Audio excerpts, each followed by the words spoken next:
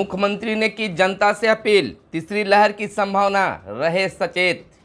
अगर तीसरी लहर आती है तो स्कूल कॉलेज फिर से होंगे बंद। इधर बिहार में नियोजित शिक्षकों को लेकर, अनट्रेंड नियोजित शिक्षक यानी शिक्षकों को लेकर एक बड़ी खबर निकलकर सामने आ रही है। नियोजित शिक्षकों के वेतन को लेकर अब उठने लगी है मांग। इधर बिहार में पंचायत चुनाव को लेकर पहली चरण की तैयारी पूरी हो चुकी है और 24 सितंबर को पहले चरण का चुनाव होगा। और मुठभेड़ में एक बैंक लुटेरा मारा गया, 3 हुआ गिरफ्तार। पीएम के जन्मदिन पर बिहार में टीका का महाअभियान। आंगनवाड़ी सेविकाओं की बहाली में गड़बड़ी के आरोपों की होगी जांच। मेरा जन्म बख्तियारपुर में हुआ है, इसका नाम कौन बदल सकता है। निगम कर्मियों की हड़ताल पर हाई कोर्ट में आज होगी सुनवाई। राज्य में सोमवार को वायरल से पीड़ित 528 बच्चे अस्पताल पहुंचे। बिहार में गुजारा करना देश के 24 राज्यों से आसान है। रिटर्न की तारीख बढ़ी, बकाया कर में राहत नहीं। मुल्ला बरादर बोला मैं अभी जिंदा हूं। नमस्कार, आप इस समय देख रहे हैं मगध संवाद और मैं आपके साथ हूं सुनील। मगध संवाद के खास कार्यक्रम सुबह सवेरे में आप तमाम व्यूअर्स का स्वागत है। सुबह सवेरे में हम खबरों को लेते हैं अखबारों के पन्नों से। अखबारों में क्या छपा है और क्या है आपके लिए काम की खबरें, तमाम खबरों पर हम फोकस करते हैं।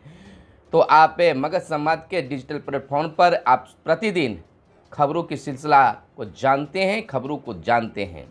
तो खबरों की सिलसिला को शुरू करने से पहले आपसे आग्रह है कि अगर हमारे इस पे वीडियो को फेसबुक पेज पर देख रहे हैं तो फेसबुक पेज को लाइक कर लें, यूट्यूब चैनल पर देख रहे हैं तो यूट्यूब चैनल को सब्सक्राइब कर लें। वीडियो पसंद आए तो लाइक जरूर करेंगे क्योंकि आपका लाइक ही हमें मोटिवेट करता है। खबरों की सिलसिला शुरू करने से पहले हिंदी दिवस पर तमाम लोगों को हार्दिक बधाई और शुभकामनाएं। हिंदी हमारी पहचान है। देखिए, बिहार में तीसरी लहर की अब आशंका जाहिर की जाने लगी है। मुख्यमंत्री ने भी जनता से अपील किया है, कहा है कि तीसरी लहर की संभावना है और सचेत रहने की भी आवश्यकता है। यूपी से सटे जिलों में वायरल का ज़्यादा प्रकोप है, वायरल बुखार का ज़्यादा प्रकोप है। नमो के जन्मदिन पर विशेष टीकाकरण अभियान भी चलाने की बातें कही जा रही है। इधर बिहार के मुख्यमंत्री नीतीश कुमार ने कहा है कि कोरोना की तीसरी लहर आने की संभावना है, इसको लेकर हम लोगों को सचेत रहने की जरूरत है। यूपी से सटे जिलों में वायरल और डेंगू का प्रकोप ज़्यादा है। जांच से सारण में 1 तथा गोपालगंज में डेंगू से 9 मरीज मिले हैं। लोग भीड़भाड़ से बचे, टीका अवश्य लें। सरकार ने 6 माह में 6 करोड़ टीका लगवाने का लक्ष्य तय किया था। हम उससे कहीं ज़्यादा लोगों को इस अवधि में टीका लगवाए हैं।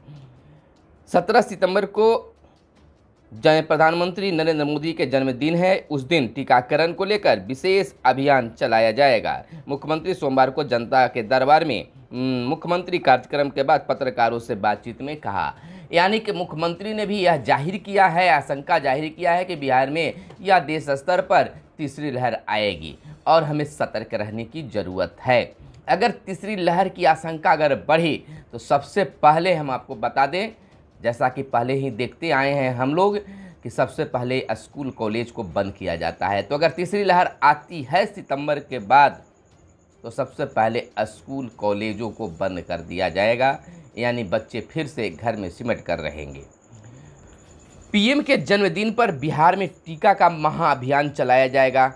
पत्रकारों से बातचीत करते हुए बिहार के मुख्यमंत्री नीतीश कुमार ने कहा है, प्रधानमंत्री नरेंद्र मोदी के जन्मदिन पर 17 सितंबर को बिहार में कोरोना टीका महाअभियान चलेगा। 17 सितंबर मुख्यमंत्री नीतीश कुमार ने कहा है कि इसके लिए हम लोग तैयार रहें। बड़ी संख्या में उस दिन लोगों को टीकाकरण लगाया जाएगा। मुख्यमंत्री सोमवार को जनता के दरबार में पत्रकारों से बात कर रहे थे। मुख्यमंत्री ने कहा कि गाँव में भी कोरोना टीकाकरण तेजी से चल रहा है। हम लोगों ने 6 महीने में 6 करोड़ की टीका का लक्ष्य रखा था, पर उससे ज़्यादा हम लोग लगा चुके हैं। बिल्कुल, पहले जहां जागरूकता टीकाकरण को लेकर शहरों में देखी जा रही थी, अब गांवों में भी भीड़ उमड़ने लगी है। इतनी भीड़ उमड़ रही है कि टीका ही घट जा रहे हैं, यानी कि जागरूकता गांव में भी आई है। चाहे जिस कारण से आई हो, लोग टीका लगवा रहे हैं और बहुत सारे लोग प्रथम टीका तो लगाए हैं, दूसरे टीके भी लगवा चुके हैं। तो एक अच्छा संदेश है। दूसरी खबर की ओर चलते हैं। मुजफ्फरपुर के मोतीपुर में बैंक ऑफ बड़ौदा में डाका डालने पहुंचे थे लुटेरे। मुठभेड़ में एक बैंक लुटेरा मारा गया और 3 गिरफ्तार हुआ। फायरिंग शुरू होते ही पुलिस ने की घेराबंदी और यह घटना को अंजाम दिया गया। इधर पेगासस पर अंतरिम आदेश की विकल्प। सुप्रीम कोर्ट, जलवायु परिवर्तन सबसे बड़ी चुनौती है, यानी कि जलवायु परिवर्तन जो है बहुत बड़ी चुनौती है। केंद्रीय पर्यावरण मंत्री भूपेंद्र यादव ने सोमवार को कहा कि जलवायु परिवर्तन सबसे बड़ी वैश्विक चुनौती है।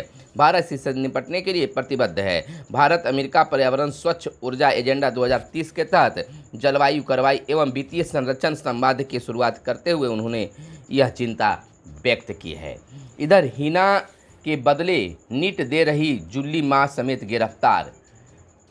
सोलवर गैंग की यह बात है। आपको बता दें कि हिना विश्वास के स्थान पर पटना की जूली कुमारी वाराणसी में नीट की परीक्षा दे रही थी। सारनाथ थाने के टलिया सोना तालाब स्थित सेंट फॉर्मिस्ट जेवियर्स स्कूल में भी सेंटर था। यहीं से वाराणसी क्राइम ब्रांच ने रविवार को नीट परीक्षा के दौरान सोलवर गैंग का पर्दाफाश करते हुए BHU में BDS द्वितीय वर्ष की छात्रा जूली और उसकी मां बबीता को गिरफ्तार कर लिया। तो आज भी यह घटना घटती है। रंजीत जैसे कई लोग उभर कर सामने आते हैं। अभी तो इसमें महिलाओं की भी भूमिका आने लगी है। बहुत गंभीर बात है यह शिक्षा जगत को लेकर। भूपेंद्र पटेल ने ली CM पद की शपथ। भाजपा के टिकट पर पहली बार विधायक बने भूपेंद्र पटेल ने सोमवार को गुजरात के मुख्यमंत्री पद की शपथ ले ली है। राज्यपाल आचार्य देवव्रत ने उन्हें राजभवन में आयोजित एक समारोह में राज्य के 17वें मुख्यमंत्री के रूप में शपथ दिलाई है। रिटर्न की तारीख बढ़ी पर बकाया कर में राहत नहीं, स्पष्टीकरण है। आयकर विभाग ने कहा है देरी से रिटर्न पर ब्याज चुकाना होगा। बकाये पर हर माह 1% की दर से ब्याज देना होगा। इधर बड़ा संदेश है। मुल्ला बरादर बोला मैं जिंदा हूँ, सुरक्षित हूँ, कोई समस्या नहीं है। मुल्ला बरादर ने आगे कहा है मीडिया हमेशा दुष्प्रचार फैलाता है। मैं अपनी हत्या से जुड़ी सारी खबरों को सिरे से खारिज करता हूँ। मैं इस बात की पुष्टि करता हूँ कि मुझे समस्या नहीं है। तो यह थी कुछ खास खबरें और कुछ अन्य खबरें जो बिहार से जुड़ी है आपको हम बता दें। जालसाजी कर अब सरकारी जमीन बेचना आसान नहीं होगा। अगर कोई जालसाज है तो अब सतर्क हो जाए। अब जालसाजी करके किसी को फंसाकर जमीन नहीं बेच सकते हैं। सख्त है इसको लेकर सरकार। राजस्व विभाग ने सभी जिलों को सूची बनाने को दिया है खास निर्देश।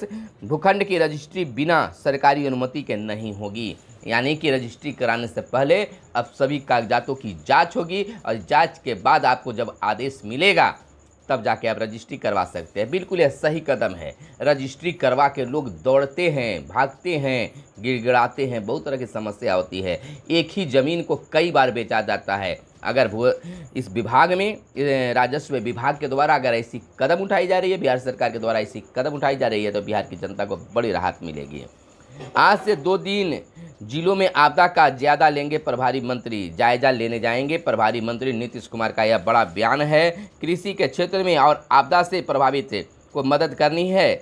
जिस खेत में फसल रोपी ही नहीं गई उन्हें भी मदद करेंगे, यानी कि किसानों पर बिल्कुल अभी नीतीश कुमार खुश हैं, रहम बरसा रहे हैं। यानी कि खेत में अगर फसल लगा भी नहीं है तो उनको भी मुआवजा देने की बात की जा रही है। समन्वय के साथ काम कर रहा है एनडीए, यानी कि एनडीए में कोई विवाद नहीं है। मिला जुला कर सभी एक साथ काम कर रहे हैं और अच्छा काम हो रहा है। निगम कर्मियों के हड़ताल पर हाईकोर्ट में आज होगी सुनवाई। निगम कर्मियों के हड़ताल पर आज हाईकोर्ट में सुनवाई होनी है और राज्य में सोमवार को वायरल पीड़ित 528 बच्चे अस्पताल पहुँचे और स्थिति काफ़ी गंभीर है। ऐसी बताई जा रही है कि लगातार बच्चों में वायरल बुखार की संख्या बढ़ती जा रही है, लेकिन सरकार इसको लेकर मुस्तैद है और राज्य के स्वास्थ्य विभाग को अलर्ट जारी कर दिया गया है। इधर देखिए, एक बख्तियारपुर को नाम बदलने को लेकर मुख्यमंत्री के पास में फरियादी पहुँचे, लेकिन मुख्यमंत्री ने कहा मेरा जन्म बख्तियारपुर में हुआ है, इसका नाम कौन बदल सकता है। बख्तियारपुर के बारे में बिना मतलब का कुछ लोग बात करते रहते हैं। भाजपा विधायक बख्तियारपुर का नाम बदलने की मांग कर रहे थे, यानी कि इस प्रकार से मुख्यमंत्री नीतीश कुमार ने बख्तियारपुर का नाम बदलकर नीतीश नगर किए जाने की बात पर विराम लगा दिया है कि अब नीतीश नगर नाम नहीं होगा, बख्तियारपुर का नाम बख्तियारपुर ही रहेगा। यानी कि यह दम बिल्कुल साफ हो गई है। और इधर बिहार में पंचायत चुनाव के पहले चरण 24 सितंबर को होनी है, उसको लेकर तमाम तैयारियों को पूरी की जा रही है। तमाम तैयारी अंतिम चरण में है और नए अनुभवों के साथ 24 सितंबर को पहले चरण का चुनाव किया जाएगा और तमाम चुनावों को ढंग से कराने की। लेकिन एक चीज़ है कि राज्य निर्वाचन आयोग के द्वारा प्रतिदिन कुछ न कुछ नए चीज़ लाए जा रहे हैं और उस पर फोकस किया जा रहा है। तो बिहार में पंचायत चुनाव को लेकर एक बड़ा अपडेट है कि इस बार ईवीएम को काफ़ी सतर्कता के साथ रखी जाएगी और उसमें एक अलग भी कोड दिया जाएगा। लेकिन यह अब तक जरूर देखी गई है कि इस बार वार्ड सदस्य और सरपंच में उम्मीदवारी का भी संख्या बढ़ी है और इस बार बूथ पर खास व्यवस्था भी होगी। जहां पुलिस बल की व्यवस्था होगी वहीं वाईफाई का भी व्यवस्था होगा।